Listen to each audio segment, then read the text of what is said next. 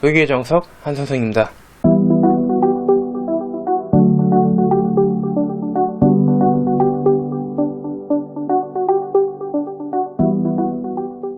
영업이익에 대해서 한번 살펴보도록 하겠습니다. 자, 일단 첫 번째는 영업이익은 어떻게 계산되는지, 그 다음에 판매비와 관리비랑 그 다음에 영업의 비용, 요 두 비용 간의 차이가 무엇인지, 그 다음에 마지막으로 우리 퇴직연금이라는 게 있거든요.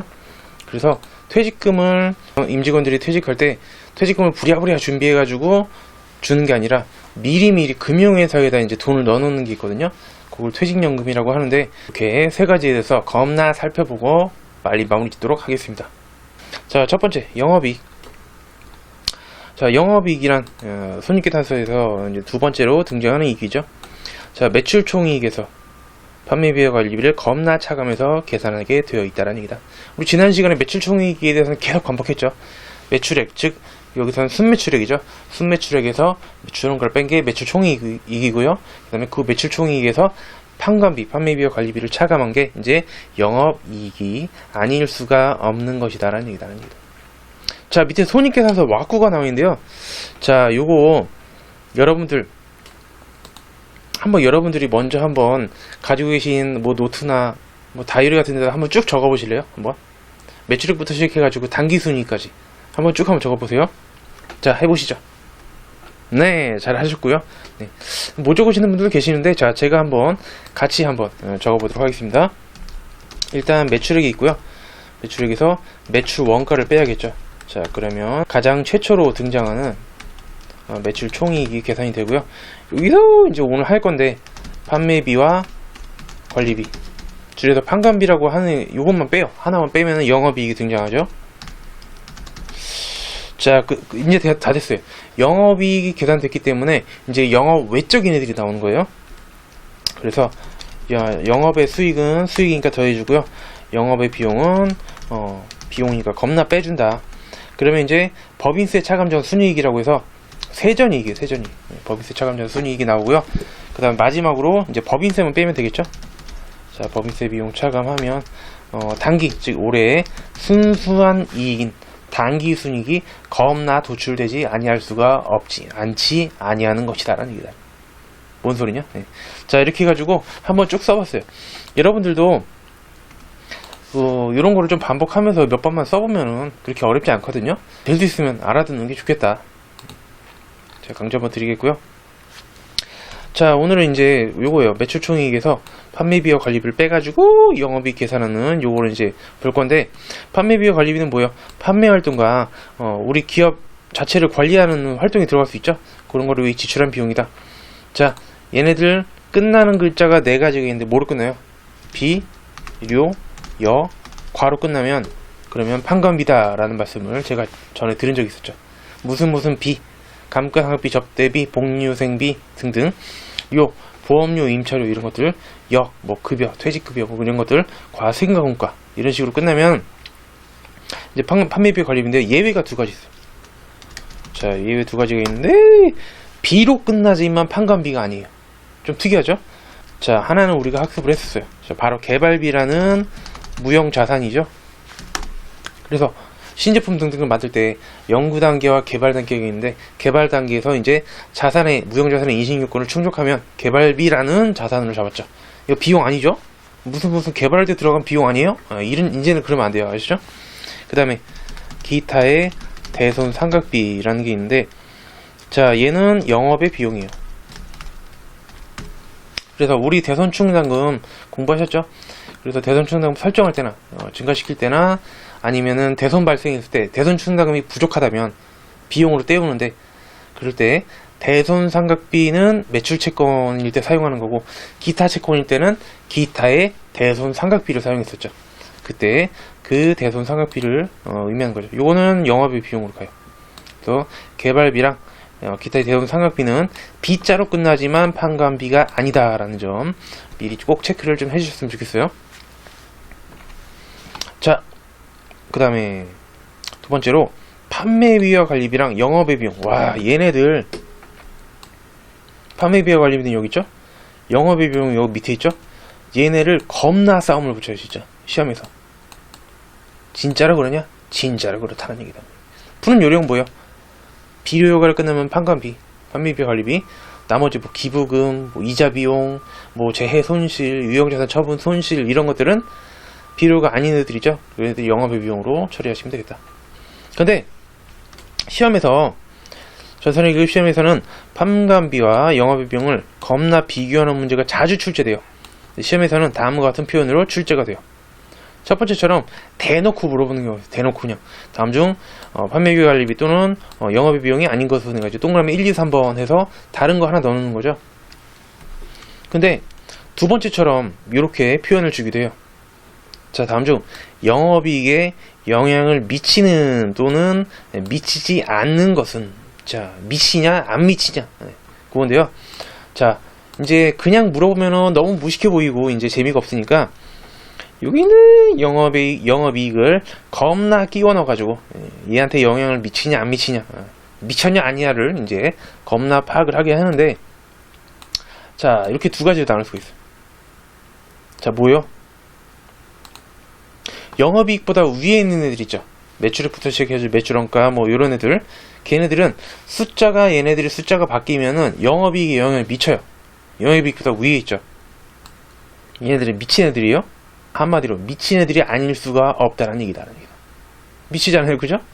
근데 영업이익보다 밑에 있는 애들 있잖아요. 뭐 영업의 수익, 영업비용, 얘네들 숫자가 바뀐다고 해서 영업이익이 바뀌어요? 아니, 이미 영업이익은 계산이 됐죠.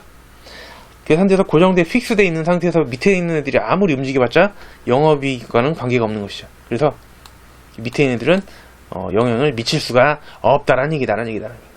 그래서 영업이익이 영향을 미친다 그럼 뭐예요? 요렇게 되는 항목인데, 특히 그 중에서 판관비를 주로 물어보고요. 미치지 않는 것, 여기 밑에 있는 애들이지만 대표적으로 영업의 비용을 이제 문제에서 많이 내거든요. 역시나 영업이익을 기준으로 미치냐 안 미치냐 요걸로 가지고 이제 시험 문제 많이 나오기 때문에 같은 표현이다라는 거 여러분들 1번, 2번은 같은 내용이에요. 아시죠? 자, 연수 문제. 자, 판관비와 영업의 비용. 첫 번째, 다음 중 손익계산서상 판매비와 관리비에 해당되지 않는 항목은, 이렇게 대놓고 물어볼 수도 있죠. 자, 비료가, 판관비 비료가죠. 퇴직급여, 강간사비, 비. 기타의 대손상급비, 비죠? 아니, 방금 말했다는 얘기다. 예. 어제 얘기했어요? 아니, 방금. 예. 기타의 대손상급 비는 비로 끝나지만 영업의 비용이잖아요. 그죠? 그래서 얘는 판관비가 아니고 영업의 비용이에요. 경상개발비, 비료가 맞아요. 됐죠? 자, 그 다음에 두 번째 문제.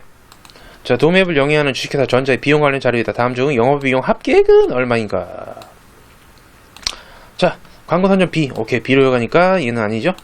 감가상각 비. 비료가 판관비고요. 재고조사 감모 손실인데 비정상적 발생이라고 되어 있어요. 요거는 여러분 궁금하신 분들은 원가회계 제일 마지막 강의를 들으시면 거기 제가 끝에 설명을 해놓는데요. 일단 감모가 뭐냐면은, 감모는 없어지는 거죠. 이거 재고자산 파트에서 말씀드린 적이 있었어요. 감모는 없어지는 건데 정상감모랑 비정상감모가 있어요. 정상감모는 뭐냐면은 그냥 우리 회사가 매년 장사하다 보면 재고자산 뭐 상품이나 이런 게 조금씩 없어져요. 그 정도는 아무리 잘해도 사람이 하는 일이기 때문에 좀 없어지는 게 있죠. 정상감모는 매출원가예요. 매출원가고, 비정상적으로 그 정상감모보다 너무 많이 발생한 거죠. 그러면은 그 많이 발생한 부분에 대해서는, 야, 너네가 관리를 소홀히 했지, 너네 왜 이렇게 비정상적으로 많이 발생했어, 그래서 영업의 비용으로 겁나 처리를 하는 거죠. 그래서 비정상적인 감모이기 때문에 비정상 감모는 영업의 비용이 맞아요. 100만원에 해당되고요. 그 다음에 기부금. 자, 비용인데 비료가 아니죠. 기부금도 해당이 되는 것이죠. 그래서 두 개 100만원 100만원 더하면 정답은 2번에 200만원이죠. 자, 그 다음에 3번. 다음 손익 항목 중 수익과 비용 중 영업이익을 산출하는 데 반영되는 항목들의 합계액은 무엇인가? 자, 요거는 좀 이렇게 영업이 위에 있는 애들을 전반적으로 좀 물어본 것 같아요. 자, 매출원가 맞죠? 네, 맞고요. 기부금은 안 되죠. 기부금은 비료가 아니라 영업의 비용이라서 안 돼요. 복리후생비 되죠. 판관비니까 영업이익보다 위에 있죠. 오케이. 매출채권 처분 손실 안 돼요. 실자로 끝나죠. 영업의 비용이요. 접대비 되죠. 비료가. 이자 비용 안 돼요. 영업의 비용이 아닐 수가 없는 것이다. 그래서 되는 거 1000만원, 30만원, 50만원 해주시면 1080만원. 정답은 3번으로 해주시면 되겠다는 얘기다. 그죠? 자, 이런 거는 여러분들 쉽게 푸실 수 있어야 돼요. 자, 다음 내용이 손익계산서에 미치는 영향을 옳지 않은 것은. 자, 영업사원의 핸드폰 요금 뭐요? 통신비죠? 자, 영업부 사무실 감가상각비 네, 주어졌고요. 장애인단체에 대한 기부금. 자, 비료가 한번 찾아보죠. 통신비 비료가고요. 그 다음에 감가상각비도 비료가 맞죠. 그러나 우리 기부금은 금자로 끝나기 때문에 판관비가 아니고요. 얘는 영업의 비용이죠. 자, 미리 써보면은 자, 판관비에 해당되는 거 자, 기억하고 니은이죠. 그 다음에 저기 밑으로 내려서 영업의 비용에는 뭐예요? 디귿.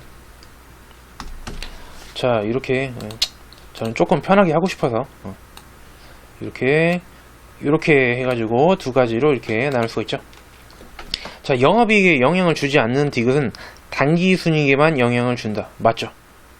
디귿 기부금은 영업의 비용이기 때문에 올라가서 영업이익에 영향을 미칠 수는 없죠. 그러나 자기보다 밑에 있는 단기순이익에는 영향을 미칠 수가 있죠. 1번 맞아요. 자, 영업의 비용은 니은과 디귿의 합계액인 100만원이다. 미쳤냐라는 얘기다. 네, 영업의 비용은 디귿이죠. 네. 2번이 틀렸으니까 정답이 되겠고요. 그 다음에 기업과 니은의 합계액인 130만원 판관비로 계산된다. 맞죠? 60만원, 70만원 합계 130만원은 판관비로 계산이 되죠. 맞고, 마지막 기업 니은 합계액은 영업이익과 단기순이익에 모두 영향이 맞죠. 얘네들은 판관비이기 때문에 얘네보다 영업이익이 밑에 있죠. 영향 주고요. 그 다음에 단기순이익은 당연히 밑에 있기 때문에 모두 영향을 주게 되는 것이죠. 됐죠? 얼마나 쉬워요. 고민할 부분이 아니죠. 자, 5번 문제 다음의 자료로 영업이익을 계산하면 얼마냐. 야, 문제 더럽게 많이 나왔네요 오늘도. 자, 매출액 1500만원 여기 있죠. 그 다음에 매출원가는 여기 있죠. 급여 비료가 이자수익 요거는 영업의 비용이에요. 그다음에 접대 비료가 기부금 영업의 비용, 유형자산 처분 손실 영업의 비용, 배당금 수익 영업의 수익, 기타의 대손상각비 비료가 아니죠. 얘는 영업의 비용. 그래서 자, 매출액 1500만원에서 매출원가 1000만원 빼버리고 그 다음에 급여랑 접대비 얘는 비료가인 판관비까지 빼버리면은 겁나 영업이익이 나오겠죠. 보시면은 100만원으로 계산되네요. 그죠? 정답은 3번. 자, 난이도 상이라고 되어 있는데요. 제조업을 운영하는 A사가 기말에 외상 매출금에 대한 대손충당금을 설정할 경우 다음의 손익계산 항목 중 변동되는 것은. 자, 우리 아무 얘기가 없이 그냥 기말에 대손충당금 설정한다 라고 문제 주어지면 그냥 증가시키는 분계구나 라고 우리 이제 센스 있게 좀 알아들을 수 있겠죠. 자, 대손충당금을 증가시킬 때는 대손충당금의 증가는 대변이죠. 대변에 대손충당금 적어주고 왼쪽에 있는 비용 자리인데 외상 매출금에 대한 거니까 매출 채권에 대한 대손충당금을 증가시킬 때는 그냥 대손상각비죠. 오케이. 자, 그러면 이때는 비용이 그냥 대손상각비, 즉 판관비가 되는 것이죠. 자, 요 판매비와 관리비가 분계가 되는 것이죠.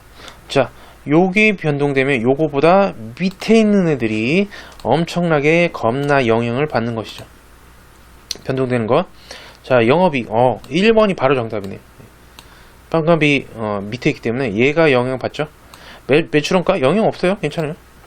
매출액 영향 없죠. 위에 있으니까. 매출총액 전혀 영향 없죠. 그죠?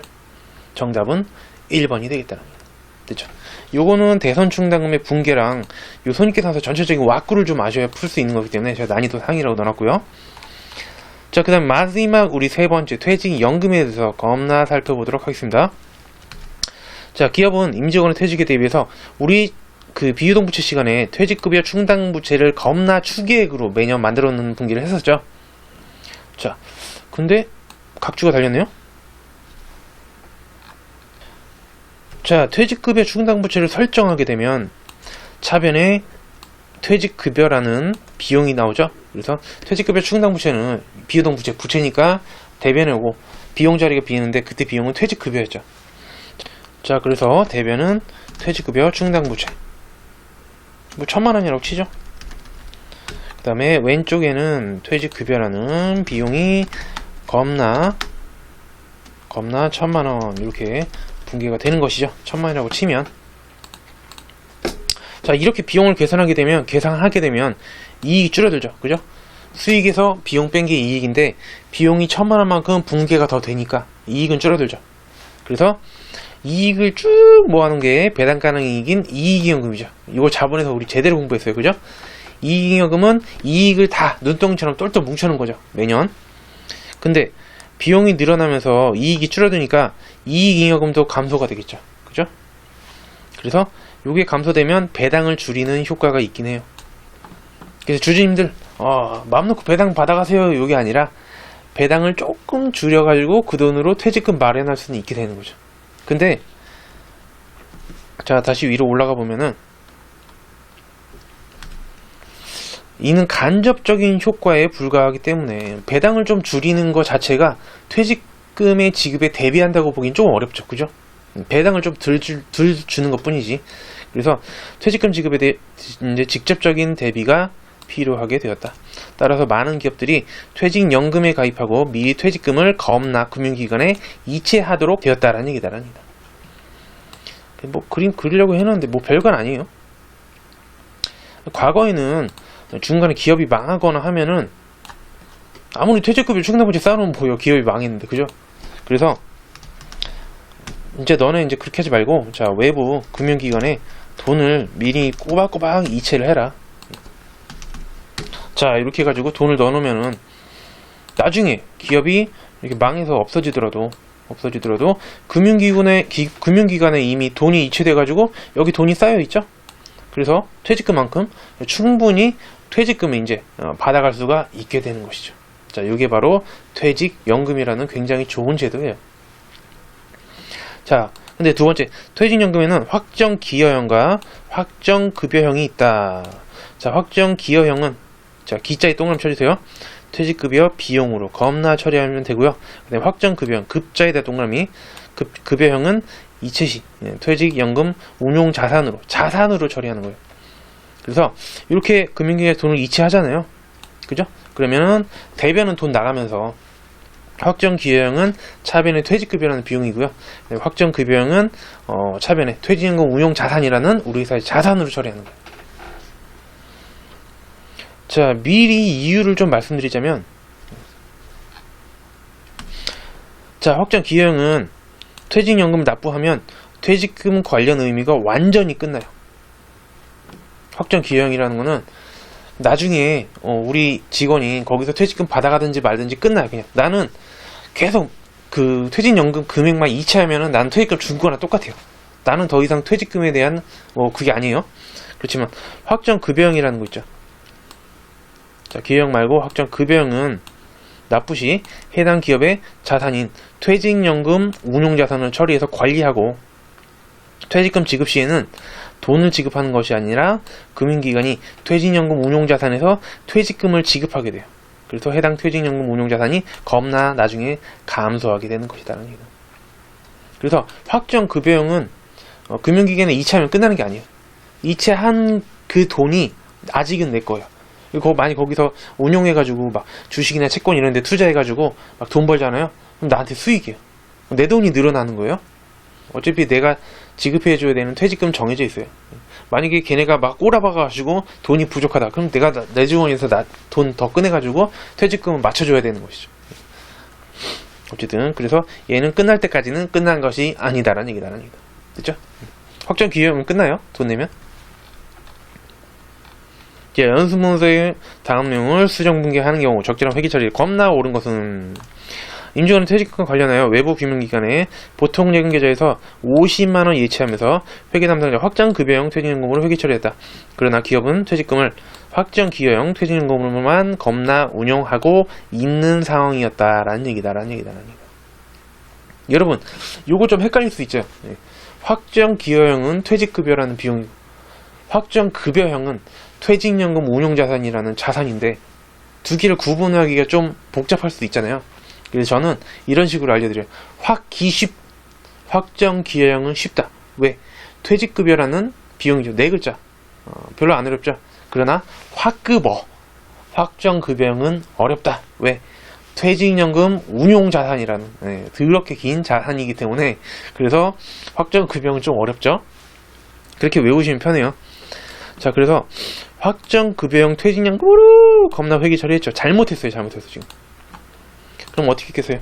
자, 보통예금에서 50만원 줬죠. 주면서 복잡하니까 어렵다. 퇴직연금 운용자산이라는 나의 자산으로 50만원 이렇게 잡아놨던 것이죠. 근데 알고 보니까 우리 회사 연금은 확정기여형이에요. 그러면 원래 어떻게 처리했어야 돼요? 자, 보통예금 주는 건 똑같죠.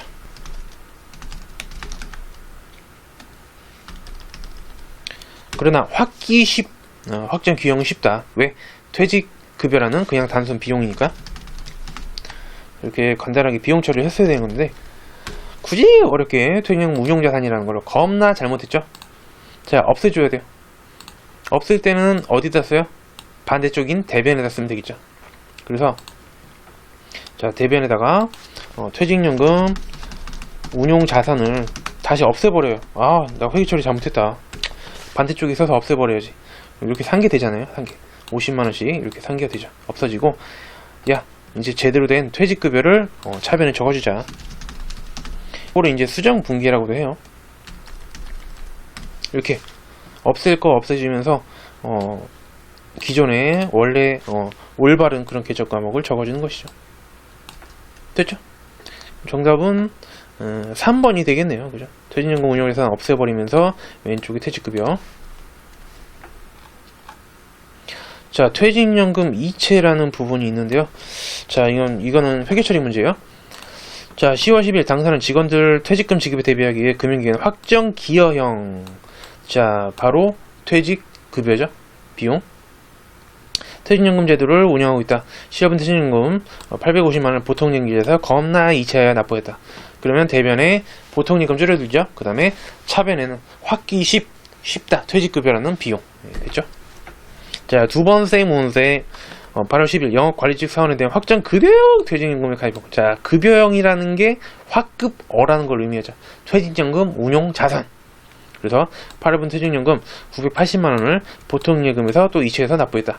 대변에 보통예금 980만원, 차변에는 확급어 퇴직연금 운용자산 980만원. 끝. 자, 그 다음은 퇴직금의 지급.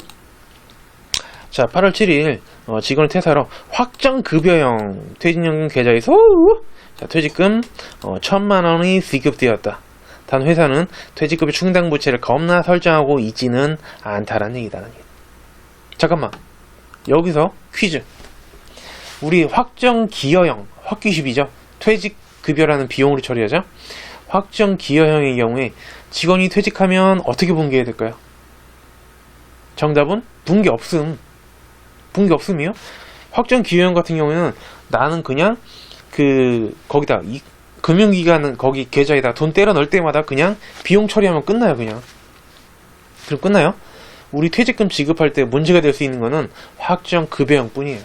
그거는 내가 퇴직금 지급할 때 대변에 돈, 현금 보통예금 주는 게 아니라 퇴직연금 운용 자산을 줄이는 거예요. 그러면은 그 금융기관에서 알아서 돈을 주겠죠. 그래서 얘는 그게 좀 특징이라는 거. 돈을 주는 게 아니에요, 우리. 자, 그래서 퇴직연금 계좌에서 확정급여형에서 지급됐죠? 그러면 뭐요? 자, 퇴직급여 충당부채는 원래 만약에 설정이 돼 있다면 퇴직금 지급 시에 감소하니까 원래는 차변에 와야 돼요. 만약에 퇴직급여 충당부채 있다면 이렇게 해요. 자, 차변에 퇴직급여 충당부채 퇴충 1000만원, 그 다음에 대변에 우리 회사의 자산인 퇴직연금 운용자산 1000만원 이렇게 하는 거예요. 근데 지금 설정하고 있지 않다라고 돼 있기 때문에 퇴직급여 충당부채는 얼마예요? 없죠. 없어. 자, 퇴직급여 충당부채가 부족하면 뭘 한다고요? 퇴직급여라는 비용으로 떼어야 되는데 전액 부족하기 때문에, 그죠? 전액 1000만원만큼 퇴직급여라는 비용으로 겁나 처리해 주시면 되고요. 대변에는 퇴직연금 운용자산 1000만원 감소시키면 되는 것이죠. 마지막 문제. 자, 9월 10일 회계팀장 한성희 씨의 퇴직으로 인해서 5천만 원을 확정급여요. 자, 퇴직연금 계좌에서 지급하였다. 당사는 퇴직급여 충당부채를 설정하고 있으며 잔액은 충분한 것으로 겁나 가정을 하겠다라는 얘기다라는 얘기다. 자, 회계 처리 먼저 할게요. 뭐 각주가 붙어 있는데 이건 좀 이따 말씀드리고요. 자, 일단은 확정급여형 퇴직연금 계좌에서 이체했다. 그건 내가 돈 주는 게 아니라 그래서요. 다시 한번 강조드릴게요. 그쪽 자산을 운용하고 있는 금융회사에서 우리 직원한테 돈 주는 거지 우리 회사가 돈 주는 건 아니에요. 이미 돈 다 줬어요. 이체할 때. 그래서 우리 회사의 그 퇴직연금 운용자산이 감소하면서 그 다음에 퇴직금 지급하니까 퇴직급여 충당부채가 감소하는데 잔액 충분하다고 했으니까 5천만 원만큼 퇴직급여 충당부채를 다 감소시켜주면 되는 것이죠. 됐죠? 자, 각 주가 아마 그 얘기일 건데 그죠? 만약 퇴직급여 충당부채의 잔액이 부족한 경우에는 해당 부족분은 겁나 퇴직급여라는 비용으로 겁나 처리할 수밖에 없다는 얘기다. 참고적으로 대손 충당금 부족할 때 어떻게 써요? 비용을 처리했죠? 비용을 떼었죠? 대손 상각비, 매출 채권 또는 기타 채권은 기타의 대손 상각비로 비용으로 떼오는 거랑 완전히 똑같아요. 그렇죠? 만약에 방금 전에 만약에 5천만 원을 퇴직연금 계좌에서 확정급여에서 이체해 줬는데 잔액이 만약에 3천만 원이라고 가정하면 어떻게 될까요? 자, 충분한 게 아니라 지금 대변에 퇴직급여 충당부채가 3천만 원만 남아있어요. 잔액이. 그럼 어떻게 돼요? 자, 우리 퇴직연금 운용자산이 감소하는 거예요. 대변은 5천만 원 감소하는 거고 그 다음에 그 퇴직급여 충당부채 퇴충은 3천만 원만 감소하고 나머지 2천만 원은 비용으로 떼우죠. 퇴직급여라는 비용으로 떼우게 되는 것이죠. 네, 여기까지 이해했으면은 아주 완벽하게 이해를 잘 하신 것이다. 자, 어떻게 오늘도 재밌었나요? 자, 나름 재밌는 부분인데요. 조금씩 가면서 전에 학습했던 내용들이 조금씩 그 퍼즐이 연결되는, 퍼즐이 맞춰지는 그런 느낌을 받으실 수가 있을 거예요. 오늘도 이런 식으로 손익계산서랑 그다음에 또 다른 항목들이랑 또 이렇게 연결해가지고 나오는 문제도 있었고요. 굉장히 재밌는 부분이 아닐 수가 없는 것이죠. 자, 오늘도 여러분들의 꿈을 응원하면서 자, 화이팅! 자, 여러분들의 꿈이 이루어지기를 진심으로 기원 드리면서 이번 시간 마무리 짓도록 하겠습니다. 친구들 안녕!